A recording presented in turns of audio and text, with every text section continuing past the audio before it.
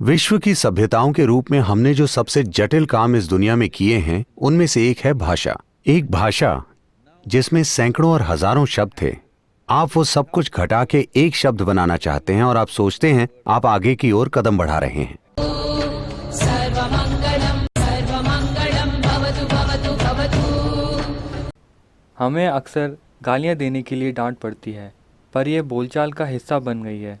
ऐसी भाषा का प्रयोग करने में क्या हर्ज है अगर मैं इसे बिना किसी इरादे के बोलता हूँ? देखिए, ऐसा हुआ, एक कैथोलिक लड़की की शादी हुई और वो पति के पास चली गई। 3 दिनों बाद उसने अपनी माँ को फ़ोन किया और कहा, मम्मी मैं इस आदमी के साथ नहीं रह सकती, ये हर समय 4 अक्षरों वाले शब्दों का इस्तेमाल करता है। वो बोली, He is talking about cook, clean, wash, iron. तो शब्दों का इस्तेमाल करने में गलत क्या है? मुख्य रूप से जिन्हें आप गालियां कह रहे हैं वो बड़ी संख्या में हमारी अपनी गालियां हैं जो हमारी भाषाओं से उपजी हैं, जिसमें से कुछ भद्दी हैं, कुछ खास इरादे दर्शाती हैं, कुछ हमारे परिवारों से संबंधित हैं And और कुछ बस एक दूसरे को चिढ़ाने या मजाक के लिए। लेकिन जिन अंग्रेजी गालियों का आजकल इस्तेमाल होता है वो मूल रूप से अमेरिका से ली गई हैं। वो या तो टॉयलेट या फिर बेडरूम से जुड़ी हैं। ठीक है, मुझे आपको ये बताना चाहिए, बहुत समय पहले, कई साल पहले ऑस्ट्रेलिया से एक मेहमान आए। मैं 40 साल पुरानी बात बता रहा हूँ। तो ऑस्ट्रेलिया से एक मेहमान आए और मुझे उन्हें मैसूर घुमाने ले जाना था। आप जानते हैं मैसूर पर्यटकों को आकर्षित करता है। आप बैंगलोर से हैं। ये पर्यटकों के लिए खास है। यहाँ देखने के लिए कई स्थल हैं, तो मैं उन्हें अपनी मोटरसाइकिल पर ले जा रहा था। अगर मैं तेज चलाता हूं तो मेरे कानों में आवाज आती है, शिट। मैं ब्रेक लगाऊं, फिर शिट। अगर कुछ खूबसूरत दिखाई दे, शिट। अगर खाना बहुत मसालेदार हो, ओ शिट। मैं सोच रहा था ये इंसान पूरे दिन शिट को मंत्र की तरह क्यों जप रहा है। मुझे लगा वो शायद कब्ज पीड़ित है और छुटकारा पाना चाहते हैं, क्योंकि जो सुबह होना चाहिए था उसे आप पूरे दिन क्यों खींच रहे हो। फिर मैंने ध्यान दिया, वो गुस्सा होते हैं तो बोलते हैं शिट, फिर शांत हो जाते हैं। फिर मैंने सोचा ये उनके लिए काम कर रहा है, मुझे इसे डिस्टर्ब नहीं करना चाहिए, क्योंकि मैं किसी भी ऐसी चीज को डिस्टर्ब नहीं करता जो किसी के लिए कारगर हो। अगर चीज काम कर रही है तो ठीक है। तो मैंने इस बारे में सोचा। देखिए, हम ध्वनियों को शक्तिशाली तरीके से बोलने के पूरे विज्ञान की खोज कर चुके हैं। ये आपकी चेतना पर क्या असर कर सकता है, ये आपके शरीर पर क्या असर कर सकता है, ये आपकी ऊर्जा में कैसे स्फूर्ति डाल सकता है, इसके कई सारे पहलू हैं। और तब हम कहते हैं शिवा। अगर जरूरी तैयारी के बाद मैं आपसे यह ध्वनि बोलने के लिए कहूं, आपको किसी भगवान या किसी और में विश्वास करने की जरूरत नहीं है। सिर्फ इस ध्वनि से आपके अंदर विस्फोट हो जाएगा। मैं आपको यह दिखा सकता हूं। फिर मैंने सोचा, शिव, शिट, शिव।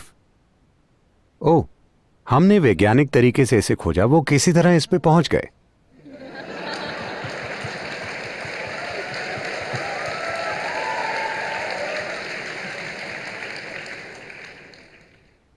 शिवा में भी शी ही शक्तिशाली हिस्सा है।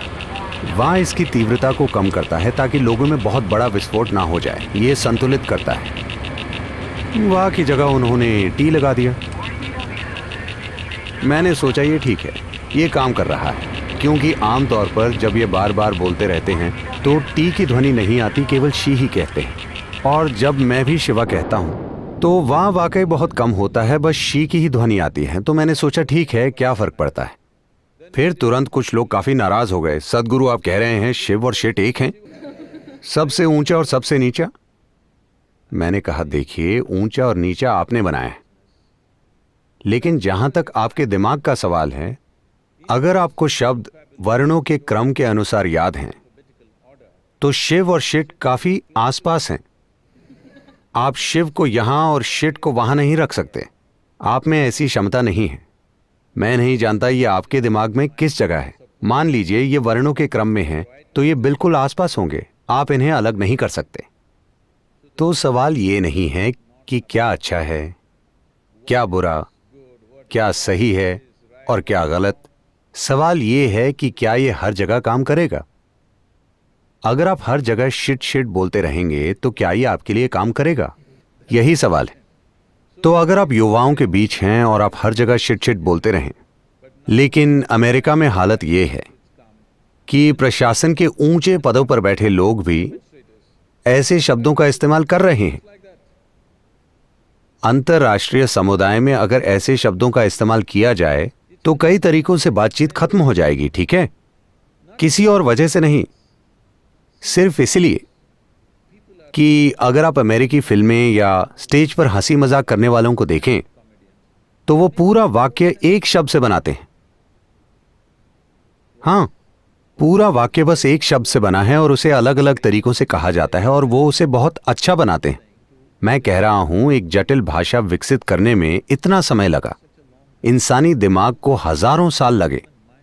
विश्व की सभ्यताओं के रूप में हमने जो सबसे जटिल काम इस दुनिया में किए हैं उनमें से एक है भाषा। भाषा कोई छोटी चीज नहीं है और भारत में 1300 से ज्यादा भाषाएं हैं। कितने बुद्धिमान लोग रहे होंगे कि यहां कोई मराठी बोल रहा है और पास ही कोई तेलुगु बोल रहा है, कोई कन्नड़ तो कोई कोंकणी बोल रहा है। हालांकि हजारों साल से हम सभी आसपास रह रहे हैं, लेकिन आपने अपना अपना साहित्य कायम रखा और उन्होंने अपना, ऐसे उन्होंने मैनेज किया था। भाषा को विकसित करने के लिए एक खास प्रतिभा की जरूरत होती है। एक भाषा जिसमें सैकड़ों हजारों शब्द थे, आप वो सब कुछ घटा के एक शब्द बनाना चाहते हैं और आप सोचते हैं कि आप आगे की ओर कदम बढ़ा रहे हैं।